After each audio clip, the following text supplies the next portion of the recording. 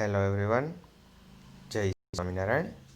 I am Nishit Chotalia from Sri Swaminarayan Institute of Technology, Part Gandhinagar, representing the subject Design of AC Machine 7 SEM Electrical,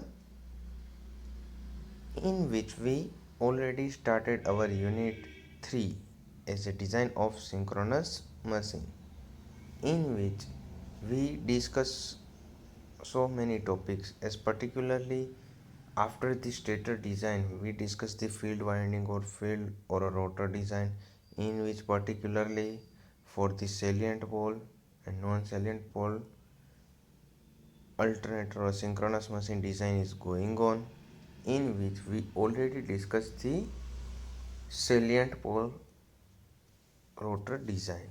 clear. So मैं आपको उसके बारे में फिर से एक बार रिवीजन करवाना चाहूँगा, क्योंकि ये जो नॉन सेलिएंट पोल की जो डिज़ाइन है वो भी काफ़ी हद तक उसके ऊपर डिपेंड करती है। तो यहाँ पे जो प्रीवियस केस में हमने जो स्टडी किया था उसको एक बार फिर से रिपीट कर देते, ताकि आपको वो क्वेश्चन भी अच्छे से याद रह जाए, प्लस आज का जो क्वेश्चन है वो भी अच्छे से समझ में आ जाए कि भाई इन दोनों में सिमिलरिटीज़ क्या क्या है। तो आपके लिए ये क्वेश्चन दोनों जो कि काफ़ी इम्पोर्टेंट है एज पर दी CTU एग्जामिनेशन, सो ये भी आपके लिए थोड़ा इजी हो जाए, उसके लिए हम अभी यहाँ पे दोनों को एक बार फिर से देख लेते हैं प्रीवियस केस में, और then after we will study the salient non salient pole. Clear. So सबसे पहले सेलिएंट पोल की मैं बात करूँ तो उसके एक्साइटर वोल्टेज की बात थी कि भाई आपके जो पर कोयल वोल्टेज है वो कितने रहते हैं। तो कहते हैं कि भाई वहाँ पे 10 to 15% या फिर 50 to 20% वोल्टेज ड्रॉप जो कि फील्ड कंट्रोलर के लिए रहता है, बाकी का जो भी वोल्टेज है एक्साइटर वोल्टेज का वो आपकी कोयल में जाता है, मतलब कि 80 to 85% will be given into the our field coil. Clear. Okay, next one is the equation for the length of mean term LMT, जो कि उसके लिए एक इक्वेशन था जो यहाँ पे मैंने ऑलरेडी मेंशन किया है, वो आपको सिर्फ याद रखना है। और अगर मैं आपको अलग तरीके से आपको याद रखने का मैं पॉइंट ऑफ व्यू से बताऊँ तो लेंथ प्लस ब्रेथ जो कि उसकी for the pole so 2 times of length of pole plus breadth of pole plus pi into df जो कि depth of the field winding and plus 2 di where ti is a thickness for the insulations। Clear. So ये second या फिर third step आपका बनता है length for the mean term. यहाँ पे एक और चीज़ मैं आपको बताना चाहूँगा कि यहाँ पे हमने जो 1 2 3 ऐसे डायरेक्टली नेम दिए हैं वो काफ़ी आपकी टेक्स्ट बुक्स में आप देखोगे या फिर कोई और बुक में देखोगे तो वहाँ पे उसे स्टेप के फॉर्म में दिया है कि स्टेप 1, स्टेप 2, स्टेप 3, और इन सम केसेस एज पर दी रेफरेंस बुक्स या फिर टेक्स्ट बुक में वेरी कर देगा, तो उसके हिसाब से कोई आगे पीछे भी हो सकता है कि स्टेप 1 हमारा ये है लेकिन कोई बुक में स्टेप 1 कोई और हो सकता है। जैसे कि यहाँ पे हमने लेंथ ऑफ मेंटेन हमारा स्टेप 3 है, तो कोई बुक में वो स्टेप 2 भी हो सकता है, स्टेप 4 भी हो सकता है। क्लियर। सो लेकिन मैं आपको यहाँ पे एक चीज़ मैं आपको अश्योर करके बता सकता हूँ कि भाई यहाँ पे जितने भी स्टेप्स है उसके अंदर सारे हमारी जो रिक्वायर्ड क्वांटिटीज़ है या फिर रिक्वायर्ड एलिमेंट है वो सारे हमने इंक्लूड कर लिए हैं। सो आपको उसके लिए कोई वरी करने की ज़रूरत नहीं कि सर यहाँ पे वो पॉइंट स्किप हो जाएगा या फिर हमें नहीं पता है। Clear. Okay, so don't worry, we will discuss each and every points. So next one is the area जो कि based on the its resistance, जो कि रेजिस्टेंस का इक्वेशन वोल्टेज पर करंट और R is equal to rho L by A. So उसके हिसाब से हम एरिया भी फाइंड कर सकते हैं। देन आफ्टर करंट डेंसिटी का equation based on its current, then after number of turns which is also dependent on the resistance, or we can also say that it is dependent on the impedance or field current। Clear। Okay, then after height as well as resistance and copper losses, जो कि resistance is already discussed। तो ये सारे जो भी आपके 8 या 9 steps है उसे आप इजीली याद भी रख सकते हो, और एक दूसरे को कैसे कोरिलेट करने के बाद आप उसका डेरिवेशन या फिर उसके इक्वेशंस को मेंशन कर। Okay, so now we are going to start our today's topic is a design of field system for the non salient pole rotors या फिर non salient pole machines. Clear. So कि इसके लिए हम बात करना चाहेंगे कि भाई टर्बो अल्टरनेटर या फिर जो भी हम नॉन सैलिएंट पोल मशीन्स है तो उसके लिए पर्टिकुलरली आपको बेसिक जो भी है हमारा पता है कि भाई रोटर वाइंडिंग है वो कहाँ पे प्लेस होता है, या फिर फील्ड वाइंडिंग है जो कि आपके रोटर स्लॉट्स में हम प्लेस करते हैं, जो कि यहाँ पे ऑलरेडी ये जो मैंने एरोज बताए हैं ये सारे स्लॉट्स हैं। क्लियर। तो इस स्लॉट्स के अंदर ये स्लॉट की डिज़ाइन है, तो इस स्लॉट के अंदर हम फील्ड कोयल को प्लेस करते हैं।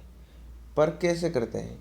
क्योंकि हम 25 to 30% area for the rotor हम ऐसा सिलेक्ट करते हैं कि उसके अंदर हम फील्ड कोयल को प्लेस नहीं करते, जो कि क्योंकि बाकी का जो रिमेनिंग 25 to 30% का एरिया है, जो कि यहाँ पे ये जो साउथ नॉर्थ साउथ यहाँ पे भी साउथ है और ये नॉर्थ है, तो ये सारे जो भी पोल्स क्रिएट करते हैं या फिर to form the magnetic poles we have to choose 25 to 30% area, और 70 to 80% area is used into the field coil और फील्ड वाइंडिंग और rotor winding to place them into the its rotor slots. Clear. तो यहाँ पे जो ये area बचता है, जैसे कि मैंने यहाँ पे डार्कन कर देता हूँ, हाँ, तो ये सारा जो एरिया बनता है वो ऐसे चार मतलब कि चारों पोल क्रिएट करता है या फिर टू मैग्नेट्स क्रिएट करता है। तो इन सब के लिए ये जो पोर्शन है वो मैग्नेटिक फॉर्म में ये पोल्स क्रिएट करता है, लेकिन रिमेनिंग जो पोर्शन है वो क्या रिप्रेजेंट करता है? एज ए रोटर वाइंडिंग और फील्ड कोयल और rotor coil inside it. Clear. तो आपको यहाँ पे डिज़ाइन पॉइंट ऑफ व्यू ये चीज़ बेसिक पता चल गई कि भाई इसके अंदर क्या होता है। यहाँ पे भी मैंने वही चीज़ बताई कि 70% of the rotor is slotted and remaining portion is use for the forming the pole. Clear. Okay. Now what are the steps for that for the design of the non-silent pole alternators? So these are, first of all we are going to discuss selection of rotor slots, in which rotor slot को हम कैसे use करते हैं, जो कि 50 to 70% of the stator slot pitch. Still we can know that कि यहाँ पे रोटर स्लॉट सिलेक्शन की प्रोसेस में कुछ स्टेप्स ऐसे हैं जो हम फॉलो करेंगे, बिकॉज अगर हम वो नहीं करते तो उसकी वजह से क्या होगा कि आपका जो भी मशीन है उसके या फिर आपका जो भी अप्लायंस है उसके अंदर हार्मोनिक्स की इफ़ेक्ट आ सकती है।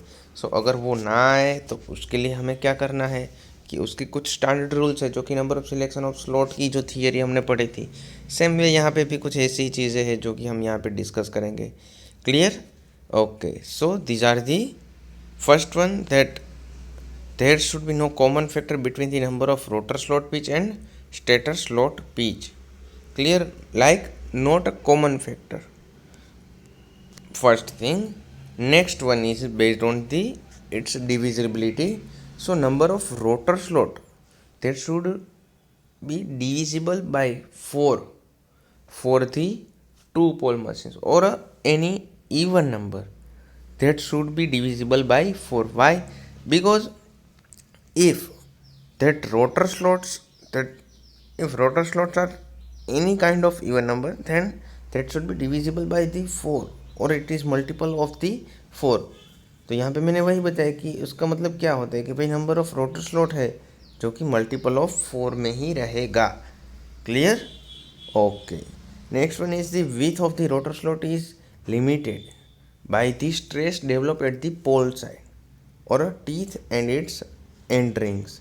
क्लियर। ये भी आपको एक समझने जैसी चीज़, क्योंकि हमें पता है कि भाई width of the rotor slot, जो कि रोटर स्लॉट की विड्थ कितनी होनी चाहिए, तो कि भाई रोटर टीथ और एंडरिंग क्या स्ट्रेस वो सस्टेन कर सके, यहाँ तक की ही होनी चाहिए। Clear. Okay. So next point is design of the rotor winding. जो कि हमारा कल का जो टॉपिक था उसके रिगार्डिंग ही है, या फिर उसके जैसे ही जो उसमें जो सारे स्टेप्स थे यहाँ पे मैंने वही सारे स्टेप्स आपको दिए, लेकिन कुछ अलग फॉर्म में आपको रिप्रेजेंट किया या फिर अलग तरीके से रिप्रेजेंट किया है। तो सबसे पहले first point is the field winding और रोटर वाइंडिंग डिज़ाइन में रहेगा, जो कि है full load field MMF that should be double of the armature MMF या फिर twice of the armature MMF. So full load MMF ATFL is equal to twice of the armature MMF, जो कि armature MMF का equation हमें already पता है, लेकिन अगर आपको याद नहीं आता है तो at the time you can write only this equation also. Next one is the standard rotor exciter voltage और एक्साइटर वोल्टेज, जो कि हमने प्रीवियस केस में भी वही बताया था कि वो कितने रहते हैं 110 to 440 in case of the salient pole, but for the non-salient pole that should be 110 to 220 volt, and 15 to 20% can be used for the field controller. So remaining voltages are used for the field coil which is 80 to 85%, तो कि ये same है previous case में, सिर्फ यहाँ पे exciter voltage की value में वेरिएशन है।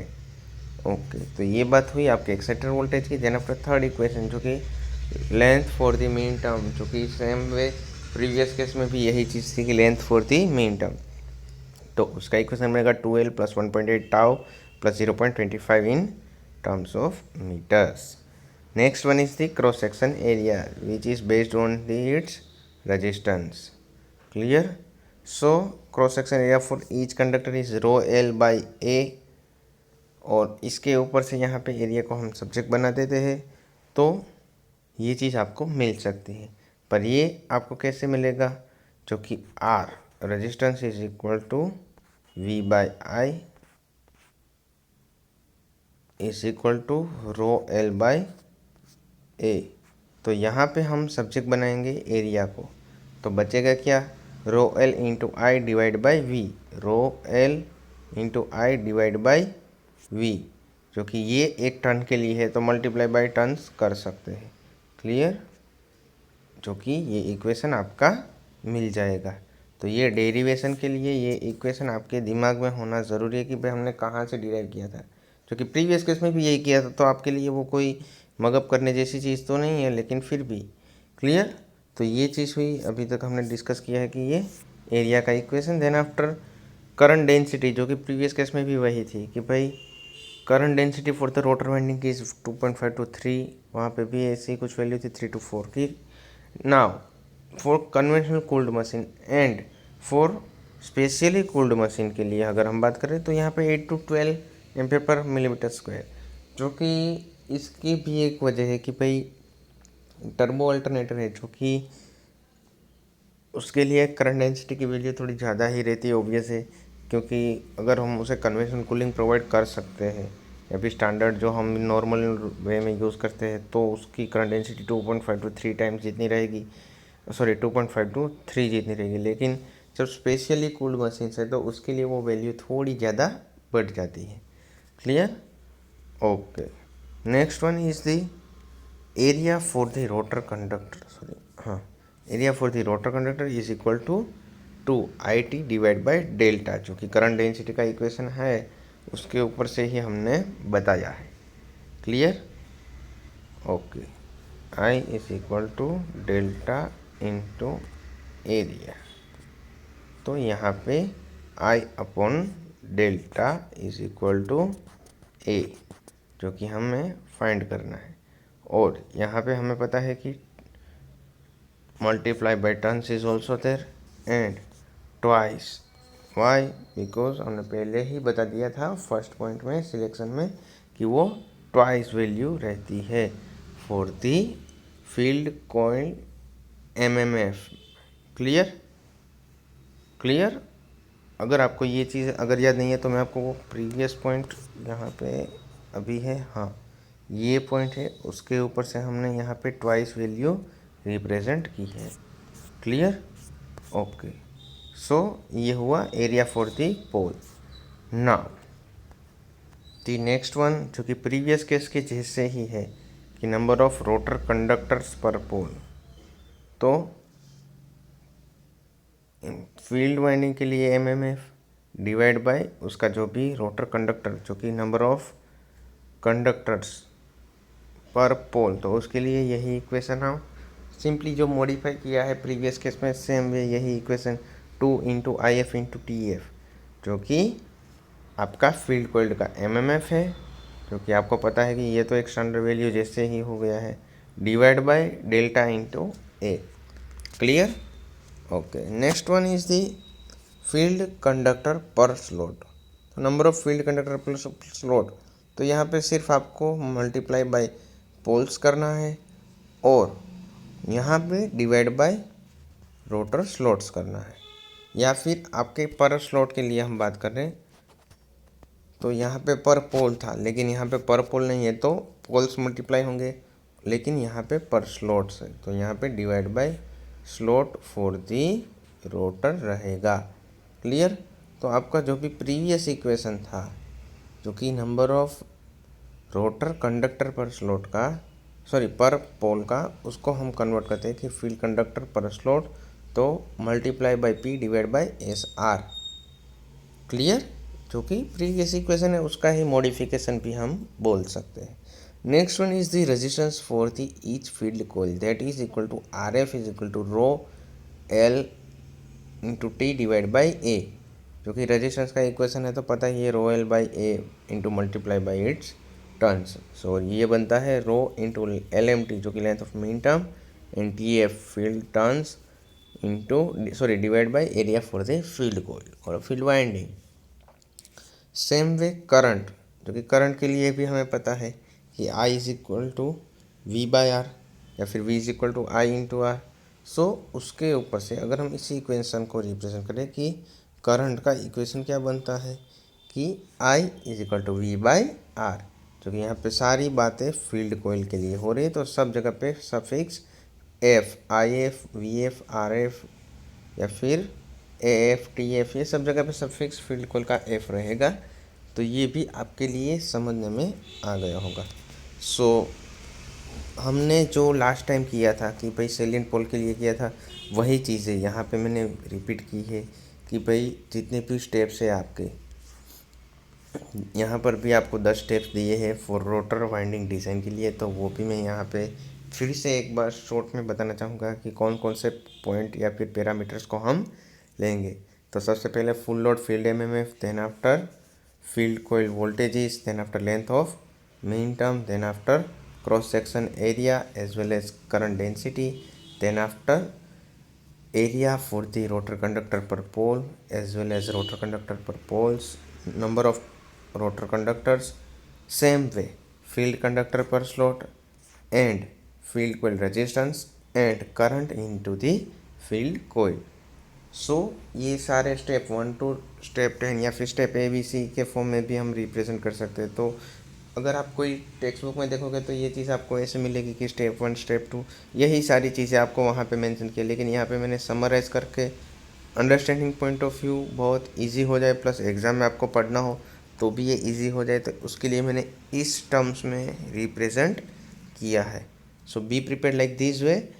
वन अनदर थिंग कि भाई इसके साथ ही हमारे जो भी बेसिक टॉपिक्स है वो काफ़ी कंप्लीट हो चुके हैं। अभी इसके रिगार्डिंग या फिर इस चैप्टर के रिगार्डिंग 2 से 3 टॉपिक बाकी बचते हैं हार्डली। उसमें से भी हम बात करें तो 1 या 2 टॉपिक है कि जैसे कि आपको पता है कि एक harmonic reduction, damper winding design और short circuit ratio, open circuit ratio या फिर ओपन सर्किट कैरेक्टरिस्टिक्स। तो उसके लिए मैं आपको बताना चाहूँगा कि जो हम प्रीवियसली हमारे प्रीवियस सेमेस्टर में हमारी जो भी मशीन हम पढ़ रहे थे एसी मशीन, उसके अंदर हमने 2-3 थियरी जो पढ़ी थी तो उसको मैं आपको रिवाइज करने का बोलता हूँ कि भाई आप अपने हिसाब से एक बार स्टडी कर ले। उसके अंदर था open circuit characteristics, same way short circuit characteristics and direct and quadrature axis calculation XD and XQ, उसकी कैलकुलेशन की जो थियरी है वो, क्योंकि ये दोनों थियरी अगर मैं यहाँ पे पढ़ाऊँ तो वो kind of waste of the time है। तो अगर हम ये चीज़ हमें ऑलरेडी पता भी है कि ओपन सर्किट कैरेक्टरिस्टिक्स में क्या है, शॉर्ट सर्किट कैरेक्टरिस्टिक्स में क्या है, as well as direct axis and quadrature axis की कैलकुलेशन कैसे करते हैं, तो ये दो थियरी है, या फिर उन दोनों को आप सेपरेटली भी पूछ सकते हैं या फिर आप समझ सकते हैं, क्योंकि इसका डेरिवेशन अपने डेप्थ में वहाँ पे एसी मशीन में भी करवाया था, तो यहाँ पे रिपीट करने की मेरे हिसाब से आपको ज़रूरत नहीं है। Still if you guys want to know about these topics then you can ask me. I will definitely help you, but before that I suggest you that you have to refer it, because we already studied. So how you can refresh your memories of this particular topic, या फिर आप उसे कैसे revise कर सकते हैं, कितना याद है आपको, वो भी एक बार देखना थोड़ा आपके लिए ज़रूरी बन जाता है। So that I request you for study by yourself or observe by yourself. If you have any queries, then you can contact me or you can message me, inform me that sir we cannot refresh our these topics, और हमें ये चीज़ें याद नहीं है, तो मुझे कोई दिक्कत नहीं है, मैं आपको फिर से रिपीट करवा दूंगा। लेकिन मैं ऐसा सजेस्ट करता हूँ कि आप एक बार अपने हिसाब से देखो तो थोड़ा सही रहेगा। स्टिल आज के लिए ये टॉपिक हमने अच्छे से देख लिया कि नॉन साइलेंट पोल रोटर या फिर मशीन है, उसके लिए उसका फील्ड वाइंडिंग की डिज़ाइन कैसे करते हैं। क्लियर? ओके। और ये सारी चीज़ें जो कि आज मैंने सेल्फ स्टडी के लिए बताई, वो भी आप थोड़ा याद रखना कि एक बार ऑब्जर्व कर लेना। One another thing that I would like to tell you that for today's assignment work is design or a design steps for the field winding or for the non salient pole rotors। सो उसको एक बार अच्छे से देख लो तो आपका काम भी easy हो जाएगा, प्लस आपके लिए ये थोड़ा काम कम हो जाएगा। लेकिन आप कंपेरेटिवली, और दूसरी एक चीज़ जो कि असाइनमेंट क्वेश्चन एक ही है, लेकिन मैं आपको, अगर आप नोट्स प्रिपेयर करते हो तो उसके लिए मैं बताना चाहूँगा कि सैलिएंट पोल और नॉन सैलिएंट पोल की रोटर या फिर फील्ड की डिज़ाइन के लिए जो स्टेप्स है, उन दोनों को समराइज़ करके कंपैरिजन पॉइंट ऑफ व्यू याद रखो, तो आपके लिए ये काम बहुत इजी, मान लो कि 1 सेकंड का हो जाएगा, कि भाई 2 सेकंड में आप पूरा क्वेश्चन ईजीली याद कर सकते हो कि हाँ इसके अंदर इतने टॉपिक्स है, इसके अंदर इतने टॉपिक्स है, और इसका इक्वेशन ये बनता है, तो आपका काम बहुत स्मूथ हो जाएगा। सो मैं आपको सजेस्ट करना चाहूँगा कि अगर आप नोट्स बनाते हो तो उस हिसाब से फॉलो कीजिए, दोनों को कंपेयर कीजिए सैलिएंट और नॉन सैलिएंट पोल के लिए, और उसकी डिज़ाइन स्टेप को एक साथ आप रखेंगे तो आपका काम काफ़ी इजी हो जाएगा। स्टिल आपकी चॉइस है, अगर आपको करना है तो you can do it, but I suggest you that you have to try it. अगर करते हैं then good. Still if you have any queries then you can ask me. Till then have a nice day. Thank you. जय हिंद, जय भारत, जय स्वामीनारायण।